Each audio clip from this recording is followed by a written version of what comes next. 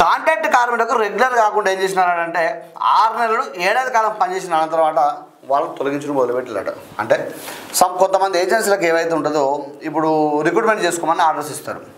ఇచ్చినప్పుడు ఏమైతే అంటే ఇప్పుడు ఒక 6 నెలలు మీరు పనిచేసినారు అనుకోండి. 6 నెలలు పనిచేసిన తర్వాత ఏం చేస్తున్నారు అంటే ఎంబడి తీసి పక్క పడేస్తున్నారు. 1 ఇయర్ అయినా పక్క పడతారు. ఎందుకంటే పక్క పడే అలా రెగ్యులరైజ్ కాకుండా కాదు, ఇక్కడ ఈ ఏదైతుందో ఈపీఎఫ్ ఈఎస్సీ వంటి చెల్లించేందుకు ఇవి ఉంటాయి చూసిలా. ఇప్పటికి కూడా చాలా జిల్లాలలో ఇదే జరుగుతూ ఉంటుంది. వాళ్ళకు కనీసం ఈపీ కట్ అవుతూ ఉంటాయి, పిఎఫ్లు కట్ అవుతూ ఉంటాయి, తర్వాత ఈఎస్ఐ కట్ అవుతుంది. ఎందుకంటే ఈఎస్ఐ ఏంటంటే హాస్పిటల్కి ఏమైనా అతను ఆ భద్రత ఉద్యోగ భద్రత కోసం 10 నెలలు చెల్లించాల్సి ఉంటుంది. చెల్లించినప్పుడు అతనికి కుటుంబ సభ్యులకి ఏమైనా అయితే ఏదైతే హాస్పిటల్స్ మన దగ్గర ఎక్కడ ఉంది, జిల్లాలో ఉందా, కాకినాడలో ఉన్నట్టుంది కదా. ఈఎస్ఐ కాకినాడలో ఉండొచ్చు, హైదరాబాద్లో ఉంటుంది, ఈఎస్ఐ ఉంటుంది. హైదరాబాద్ ఫేమస్ ఈఎస్ఐ అంట మనం.